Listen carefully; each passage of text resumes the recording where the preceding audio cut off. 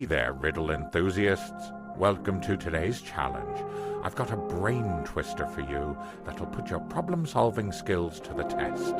Are you ready to give it a try? Here's the riddle. I am a box that holds keys without locks, yet they can unlock your soul. What am I?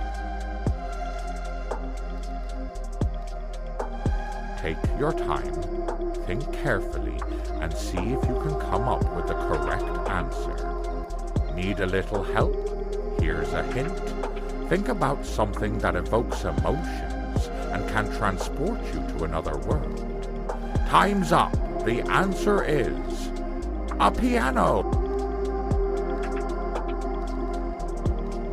A piano is a type of box that holds keys, but instead of unlocking physical locks, they unlock emotions and powerful feelings.